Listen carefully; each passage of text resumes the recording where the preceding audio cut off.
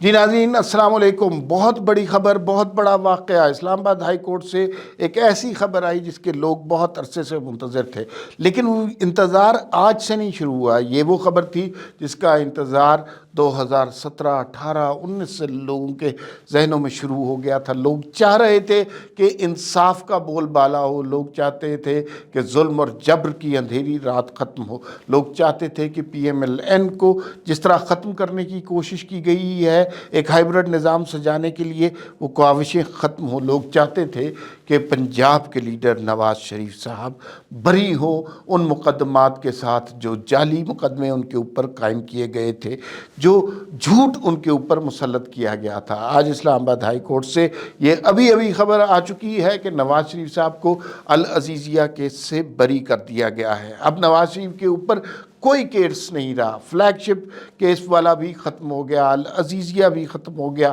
کوئی even field کے flat والا کیس بھی ختم ہو گیا۔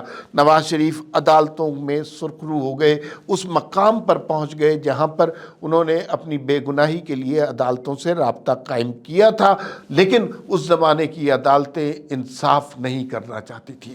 اس زمانے کی عدالتیں جو کچھ کرنا چاہتی تھیں اس کے بارے میں شوکت عزیز صدیقی کا بیان آپ کے ذہنوں میں گونجتا ہوگا کہ راولپنڈی بار سے خطاب کرتے ہوئے انہوں نے کیا کہا۔ اس زمانے میں عدالتیں جو کرنا چاہتی تھی اس کے بارے میں جج ارشد ملک کا بیان کبھی سن لیجیے گا۔ اس زمانے کی عدالتوں کے بارے میں یہ کہاوتیں مشہور ہیں کہ فیصلے ان کو پہنچائے جاتے تھے، وہ فیصلہ کرنے کے اہل نہیں تھے۔ انہوں نے نواز شریف کو سزا دے کر، نواز شریف کو اذیتیں دے کر اور پورے ملک کو ایک ہیجان میں مبتلا کیا، ایک ایسا نظام مسلط کیا کہ جہاں کسی کی عزت محفوظ نہیں تھی۔ اس نظام نے پاکستان کے خلاف سازش کی، اس نظام نے نواز شریف کے خلاف سازش کی، اس ہائیبرڈ نظام نے مسلم لیگ نون کے خلاف سازش کی، اس نظام نے پنجاب کے خلاف سازش کی۔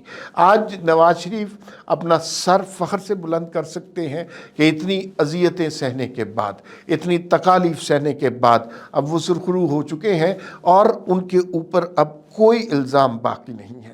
وہ جو جھوٹے مقدمات تھے ان کا دور بیت گیا ہے۔ اب ایک روشن مستقبل نواز شریف کے لیے اور مسلم لیگ نون کے لیے نظر آ رہا ہے۔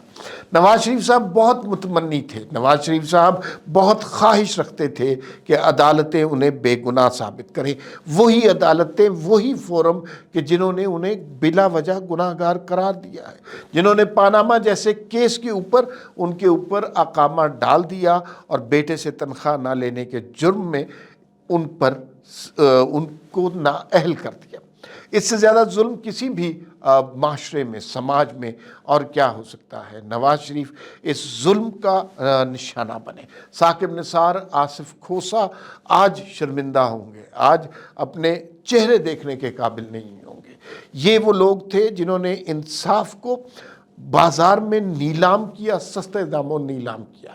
نواز شریف سے ذاتی بغض، ذاتی دشمنی کا انتقام لیا اور اس کے بدلے ملک کو تباہ کر دیا۔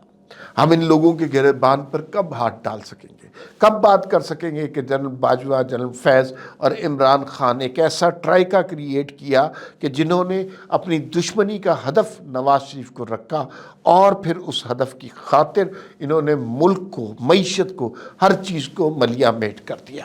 آج جو خبر ہم نے سنی اسلام آباد ہائی کورٹ سے اور نواز شریف بری ہو گئے، اس خبر کی نواز شریف کو بہت مدت سے آرزو تھی، اس خبر کی بہت خواہش مریم نواز کو تھی۔ اس خبر کی خواہش میں بیگم کلثوم نواز کا انتقال ہو گیا۔